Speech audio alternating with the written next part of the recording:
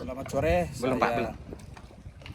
Ulangi dulu lah. 3, 2, 1. Selamat sore. Saya dari UKPPJ Kabupaten Nunukan. Sementara ini menemani narasumber kita, fasilitator LKPP, kepala sekolah kita, Ya. Billy Heri, jalan-jalan ke Pulau Sepati. Jadi di belakang ini adalah kota Tawau. Tawau ini adalah negara bagian Sabah, Malaysia. Oke. Karena kita kebetulan berada di daerah perbatasan, saya ingin bertanya ke BRI mengenai kebijakan kewajiban penggunaan produksi dalam negeri.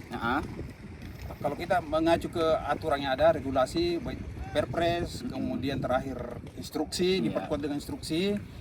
Kalau kita menyesuaikan dengan kondisi di daerah kami, misalnya dari perbatasan, sini kan ada yang ditempuh dengan transportasinya lewat udara, lewat sungai, lewat laut. Nah, kalau kita memaksakan menggunakan produksi dalam negeri, itu akan berdampak kepada berbiaya mahal. Dan bisa saja waktu mobilisasinya itu butuh waktu yang panjang. Sementara pekerjaan itu kan dibatasi dengan waktu pelaksanaan sebagaimana ditantangkan di dalam kontrak. Bagaimana pendapat Li tentang hal itu? Jadi ini menarik ya Pak ya, terhadap kondisi wilayah di sini ya Pak ya. Sebelum saya jawab Pak, ini memang Malaysia ya Pak ya? Ya, Malaysia. Upin-ipin ya?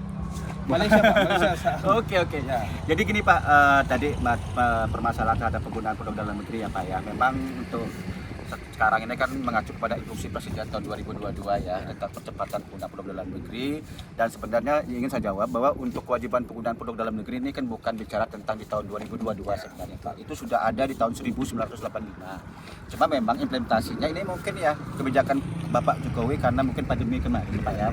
Jadi ingin memutar ekonomi sehingga luar instruksi Presiden nomor tahun 2022 bagaimana caranya agar ekonomi masyarakat di Indonesia ya sebagai pelaku usaha untuk yang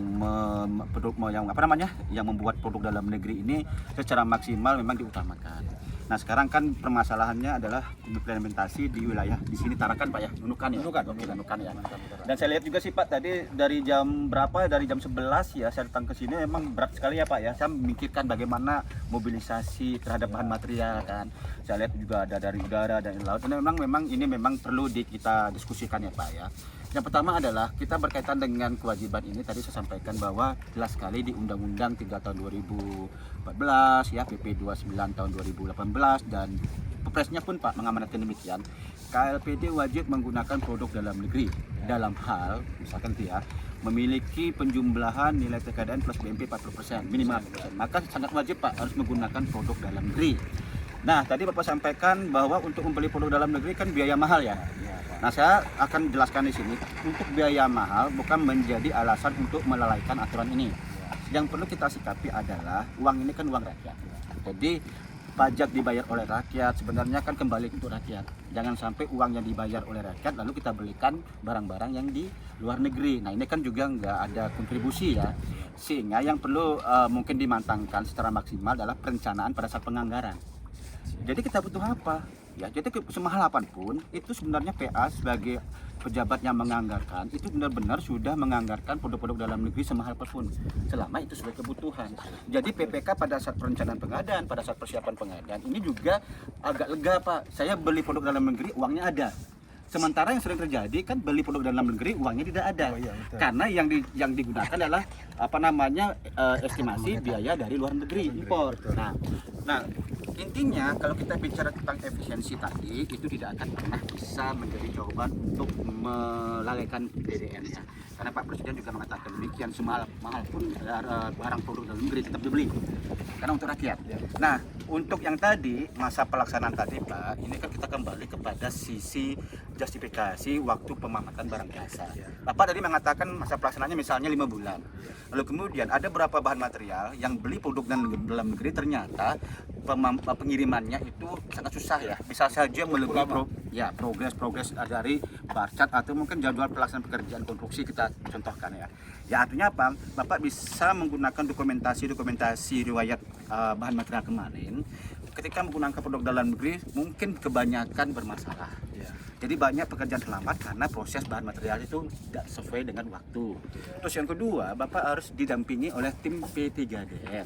Karena amanat setiap kota atau surat kabupaten punya Pak, itu Pak. Ya SK dari balai kota ataupun gubernur ya Pak ya.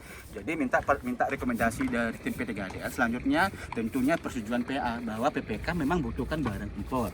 Saya kira sih nggak masalah Pak, kita bisa melalaikan produk dalam negeri, karena produk dalam negeri itu bukan harus wajib secara baku hantam enggak Pak, artinya bukan harga mati ya, selama PPK bisa menjelaskan kepada PA dan PA pun juga bisa nanti menjelaskan kepada P3DN, saya kira sudah bisa Pak untuk beli barang impor. Kalau begitu, jadi kita harus justifikasi. Iya. Kemudian kita harus minta rekomendasi Betul. dari tim P3D Iya. ya. Kebetulan di Nunukan juga sudah ada. Oke siap Pak, jadi udah clear kan? Sudah clear. Jadi perkuat itu aja Pak. Oke, terima kasih Bli atas Siap. sarannya dan masukannya. Salam Pak Kadang. pengadaan. Takutnya lagi 0 menit udahlah.